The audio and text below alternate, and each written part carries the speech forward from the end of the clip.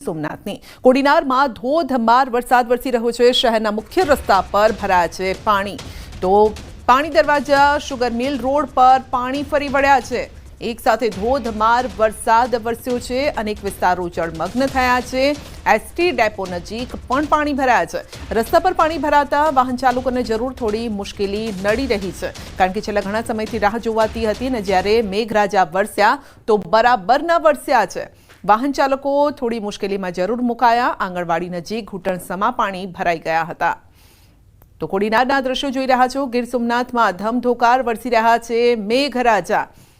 હવામાન વિભાગ અને આગાહીકારોએ જે આગાહી કરી હતી તે મુજબ જ આજથી નવો વરસાદી રાઉન્ડ શરૂ થયો છે અને સૌરાષ્ટ્રમાં જળબંબાકારની આગાહી કરી હતી તે મુજબ જ આ વરસાદ પણ વરસી રહ્યો છે।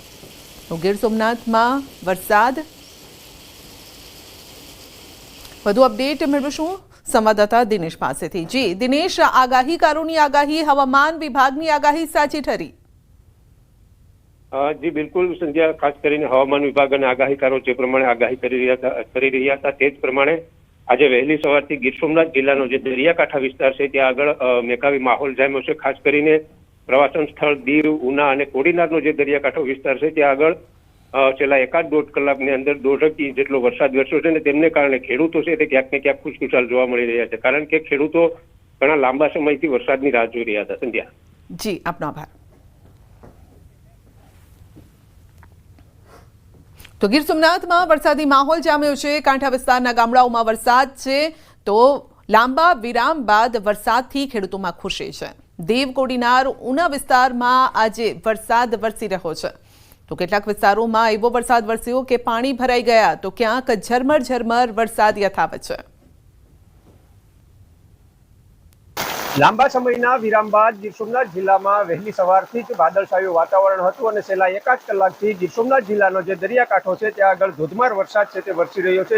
જોઈ શકાય છે જે પ્રમાણે આ જે દ્રશ્યો છે તે કોડીનાર તાલુકાના છે અને કોડીનાર તાલુકાના દરિયાકાંઠાના જે ગામો છે ત્યાં આગળ છેલ્લા એકાદ કલાકથી ધોધમાર વરસાદ છે તે વરસી રહ્યો છે। તો સાથે સાથે ઉના અને પ્રવાસન સ્થળ દીવ છે કે ત્યાં આગળ પણ છેલ્લા એકાદ કલાકથી વરસાદ છે તે વરસી રહ્યો છે। છેલ્લા એકાદ કલાકના વરસાદને લઈ અને ખેડૂતોના જે પાક હતા જે છેલ્લા એકાદ મહિનાથી મુરઝાતા હતા, ખેડૂતોએ 2 થી 3 જેટલા પાણી છે પિયત પણ આપ્યું હતું અને તે પિયત આપ્યા બાદ આજે ફરી જ્યારે મેઘરાજા મંડાયા છે ત્યારે ગીરના ખેડૂતો છે તેઓ ખુશખુશાલ જોવા મળી રહ્યા છે, કારણ કે ખેડૂતોને ક્યાંક ને ક્યાંક એ પ્રકારની આશા હતી કે છેલ્લા એકાદ મહિનાથી જે વરસાદ નથી વરસતો તેમને કારણે દુષ્કાળ જેવી સ્થિતિ છે તે નિર્માણ પામશે, પરંતુ આજે જ્યારે મેઘરાજાની ધમાકેદાર એન્ટ્રી થઈ છે ત્યારે ગીરના જે ખેડૂતો છે તે હરખાયા છે અને સતત વરસાદને કારણે ગીર સોમનાથ જિલ્લાના ખેડૂતો છે તેઓમાં ક્યાંક ને ક્યાંક ખુશી જોવા મળી રહી છે। દિનેશ સોલંકી, ન્યૂઝ 18 ગુજરાતી, ગીર સોમનાથ। તો દિલ્હીમાં પણ ધોધમાર વરસાદ છે। દિલ્હી હાઈકોર્ટ બહાર ભરાઈ ગયા છે પાણી ભરાતા લોકોને મુશ્કેલી। દિલ્હીના અનેક વિસ્તારો અત્યારે જળમગ્ન થઈ ગયા છે અને એટલો વરસાદ કે રસ્તા પર જે 4 વ્હીલર છે તેના પૈડા ડૂબી જાય એટલો વરસાદ વરસ્યો છે। રસ્તા પર એટલા પાણી ભરાઈ ગયા છે તો વાહન ચાલકોને પણ થોડી ઘણી મુશ્કેલી, ટ્રાફિકની પણ સમસ્યા। દિલ્હીમાં જ્યારે વરસાદ થતો હોય છે ત્યારે ટ્રાફિક જામ થઈ જતો હોય છે। તો દિલ્હી હાઈકોર્ટ બહારના દ્રશ્યો છે કે જ્યાં રસ્તા પર પાણી ફરી વળ્યા છે। તો દિલ્હીના કાલકાજી વિસ્તારમાં પણ વૃક્ષ ધરાશાયી થયું। બાઇક સવાર વૃક્ષને ઝપેટમાં આવ્યો હતો। 2 બાઇક સવાર ગંભીર રીતે ઇજાગ્રસ્ત થયા।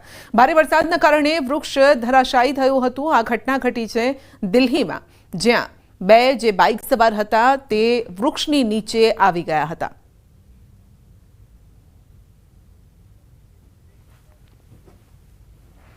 તો વલસાડમાં વિરોધ પ્રદર્શનમાં ફસાઈ એમ્બ્યુલન્સ। ધરમપુરમાં ચાલી રહ્યું છે વિરોધ પ્રદર્શન। રેલીના કારણે ટ્રાફિક જામ થયો હતો। પોલીસે રસ્તો જે છે એમ્બ્યુલન્સને બહાર કાઢી હતી, રસ્તો બ્લોક કરી થોડા સમય માટે, અને ત્યારબાદ જે ટ્રાફિક હતો તે ટ્રાફિકને હળવો કરવાનો પ્રયત્ન કર્યો હતો।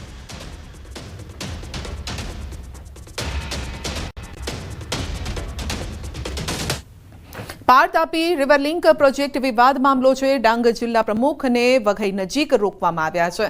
સ્નેહલ ઠાકોરને પોલીસે અટકાવ્યા અને કોંગ્રેસ કાર્યકરોની પણ કરાઈ છે અટકાયત। તો વઘઈમાં વિરોધ પ્રદર્શન યથાવત છે। સ્નેહલ ઠાકોરને પોલીસે અટકાવ્યા હતા। કોંગ્રેસ કાર્યકરોની પણ અટકાયત કરી હતી।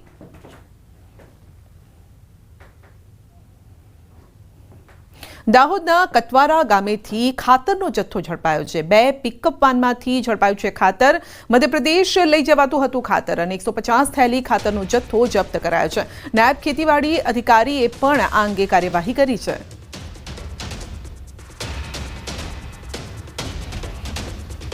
મધ્યપ્રદેશની ગાડીનો માલ છે ને એ લગભગ આપણે પીપળોદ આજુબાજુથી ભરવામાં આવેલો છે એવું લાગી રહ્યું છે પ્રાથમિક રીતે, અને એ ખેડૂતોને ઊંચા ભાવે બોર્ડરના વિલેજીસમાં વેચવા માટે લઈ જતા હોય એવું લાગી રહ્યું છે.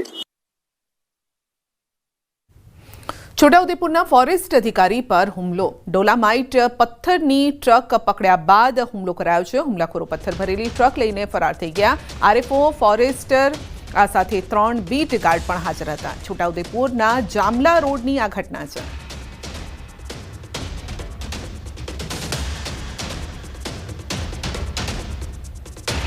પંચમહાલના મોરવા હડપમાં આધેડનું ડૂબી જતા મોત થયું છે. કસનપુર પાનમ નદીમાં સ્નાન કરવા ગયેલા આધેડનું ડૂબવાથી મોત થયું છે. જેઠાભાઈ બામણિયા નામના આધેડનો મૃતદેહ બહાર કઢાયો. 3 કલાકની ભારે જહેમત બાદ ગોધરા નગરપાલિકા ફાયર બ્રિગેડે મૃતદેહ બહાર કાઢ્યો હતો.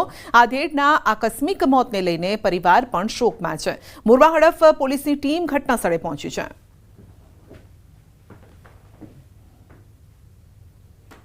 અમદાવાદના નિકોલમાં હુમલા મુદ્દે ખુલાસો થયો છે. છેડતીના આરોપી હેનીલે કોર્ટમાં કર્યો છે ખુલાસો.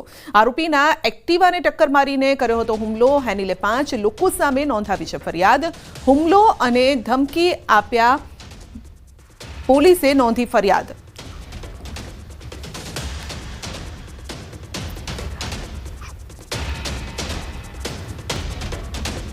અમરેલી જિલ્લા જેલમાં 15 વર્ષથી આજીવન સજા ભોગવી રહેલા 5 કેદીઓને મુક્ત કરવામાં આવ્યા છે. તો કેદીઓની સારી વર્તણૂકના આધારે ગૃહ વિભાગે 5ને મુક્તિ આપી છે અને રાજ્ય સરકારના માનવતાવાદી અભિગમ હેઠળ આ પગલું લેવામાં આવ્યું છે. કેદીઓ જેલ મુક્ત થતા કેદીઓના પરિવારજનો બહાર મળવા માટે ઉમટી પડ્યા અને જે સમયે ભાવુક દ્રશ્યો પણ સર્જાયા હતા. આજે અત્રેની અમરેલી જિલ્લા જેલ ખાતેથી પાકા કામના 5 કેદીઓને વહેલા જેલ મુક્ત કરવામાં આવેલ છે. તેમજ વહેલા જેલ મુક્ત થતા 5 પાકા કેદીઓને હું જણાવું છું કે તેઓ સમાજમાં એક સારા અને સાચા નાગરિક બનીને પુનઃસ્થાપિત થાય એવી અમને સુવિધા પાઠવું છું. સુગર ફ્રી સ્કૂલ મિશનની શરૂઆત થઈ છે. ડીઓએ મિશનની કરાવી છે શરૂઆત. વાડજની એન્જલ સ્કૂલથી આ મિશનની શરૂઆત કરાઈ છે. તો શાળામાં ડોક્ટર આપશે હેલ્થ ટિપ્સ. દરેક શાળામાં દર અઠવાડિયે હેલ્થ ટિપ્સ આપશે. તો એમએલએ હર્ષદભાઈ અને જીતુભાઈ હાજર રહ્યા હતા. જ્યાં આ અવેરનેસની સ્વાભાવિક જરૂર છે, જ્યાં દીકરાઓને મારું શું અને મારે શું એવું કંઈ કલ્પના ના હોય, ત્યારે એને એના સ્વાસ્થ્ય માટે આગામી સમયની અંદર સરસ મજાનું માર્ગદર્શન આપીને પ્રેરિત કરવા માટેનો આજનો આ પ્રયત્ન છે. કે રામ સેતુની ખિસકોલી બનવાના ભાગરૂપે અમદાવાદ શહેરની તમામ શાળાઓમાં મારા ડૉક્ટર ગુરજીત પરમાર અને એમની સમગ્ર ટીમ ઓનલાઈન માધ્યમથી અમદાવાદ શહેરના બીજા નિષ્ણાત ડૉક્ટરો પણ જોડાશે. દર અઠવાડિયે 15 મિનિટ જેટલું બાળકોને હેલ્થમાં માત્ર ફિઝિકલ એવું જ નહીં, ફિઝિકલ અને મેન્ટલ વેલનેસ માટેનું આખું એક કાર્ય શરૂ કરવામાં આવેલું છે.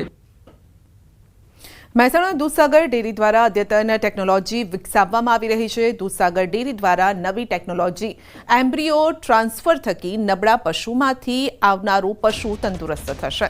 એટલે કે તે જેને જન્મ આપશે તે નબળું નહીં હોય. એમ્બ્રિયો ટ્રાન્સફર ટેકનોલોજીથી કૃત્રિમ બાળક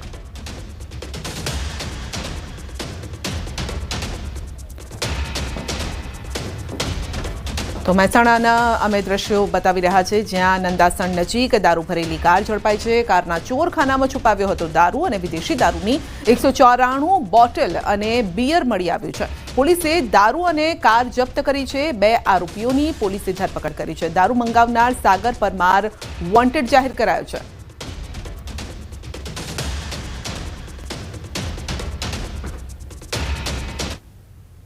સુરતમાં ગેસ ચોરીના રેકેટનો પર્દાફાશ થયો છે. ગેરકાયદેસર કનેક્શન મેળવીને કરાતી હતી ચોરી અને પાઇપલાઇનને નુકસાન કરીને ચોરી કરતા હતા. 43 લાખની ચોરી કરનાર 2 લોકોની ધરપકડ કરાઈ છે.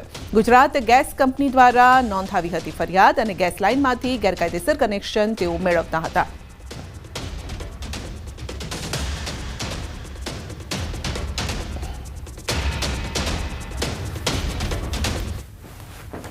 મહેસાણા દૂધસાગર ડેરી દ્વારા અદ્યતન ટેકનોલોજી વિકસાવવામાં આવી રહી છે. દૂધસાગર ડેરી દ્વારા નવી ટેકનોલોજી એમ્બ્રિયો ટ્રાન્સફર થકી નબળા પશુમાંથી આવનારું પશુ તંદુરસ્ત થશે. એટલે કે તે જેને જન્મ આપશે તે નબળું નહીં હોય.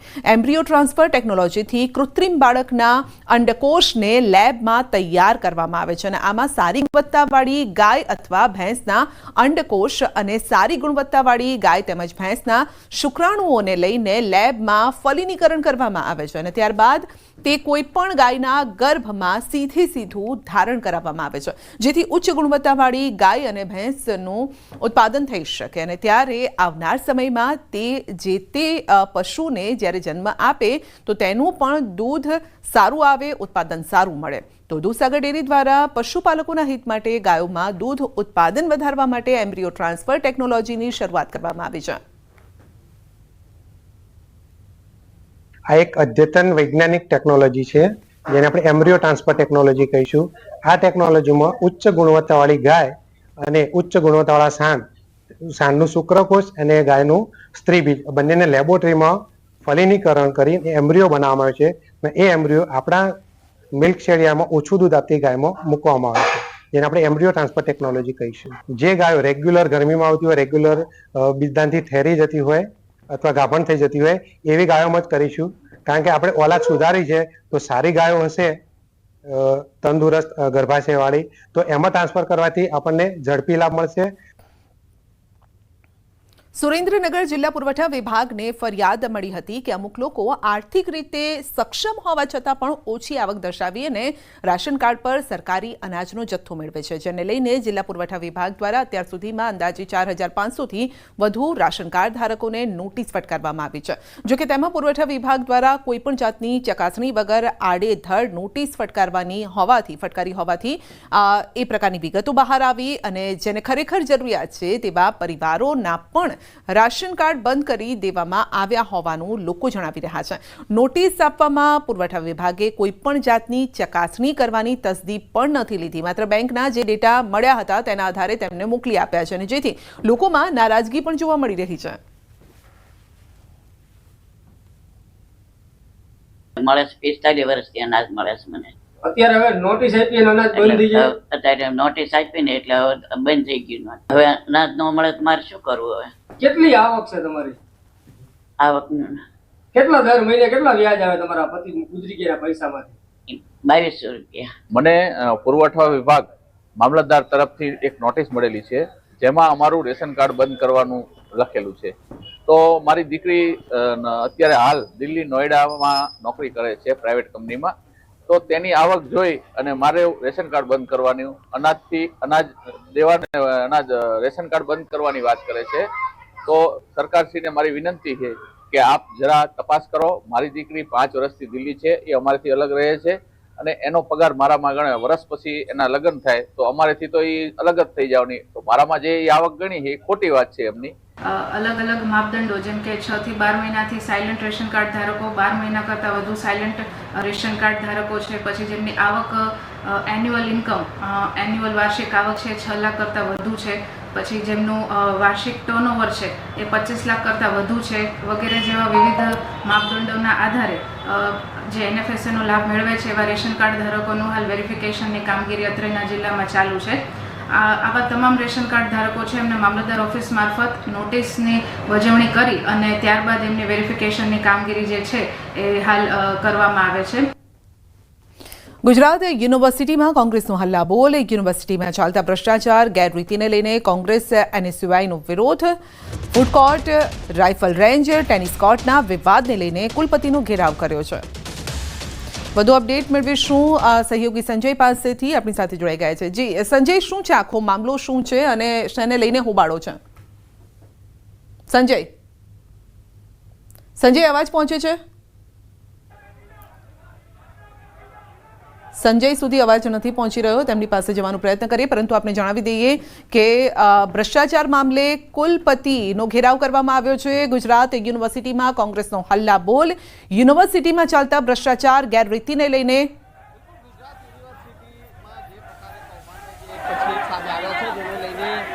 કોંગ્રેસ અને NSUI જે છે તેના ઉગ્ર દેખાવો ગુજરાત યુનિવર્સિટીમાં જોવા મળી રહ્યા રહ્યા છે અને એક પછી એક જે કૌભાંડો સામે આવ્યા છે તે પછી રાઇફલ ક્લબ જે છે ખાનગી રાઇફલ ક્લબ ખાનગી સંસ્થાને આપી દેવાની વાત હોય કે પછી યુનિવર્સિટીની જમીન જે છે કે તે પ્રાઇવેટ સંસ્થાને આપી દેવાની વાત હોય, તમામ મામલે ક્યાંક ને ક્યાંક જે છે એ વિરોધ જે અત્યારે જોવા મળી રહ્યો છે અને એ મામલે જ ક્યાંક ને ક્યાંક અત્યારે હાલ આપ જે જોઈ શકો છો કે મોટી સંખ્યામાં કોંગ્રેસના કાર્યકરો છે.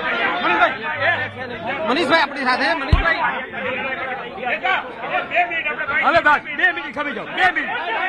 સંધ્યા જે છે કે અત્યારે હાલ આપ જે જોઈ શકો છો કે મોટી સંખ્યામાં જે ઉગ્ર દેખાવો કે એને સિવાયના જોવા મળી રહ્યા છે. આઈજી આપણી સાથે. સંધ્યા હાલ અત્યારે કોંગ્રેસના કાર્યકરો જે છે તેઓ અહીંયા પહોંચ્યા છે, એને સિવાયના જે છે હલ્લાબોલ અત્યારે અહીંયા જોવા મળી રહ્યો છે. પોલીસનો ચાપતો બંદોબસ્ત જે છે તે અત્યારે ગુજરાત યુનિવર્સિટીમાં કુલપતિની ચેમ્બરમાં અત્યારે હાલ આપ જે જોઈ શકો. ઉભો થઈ જા ભાઈ.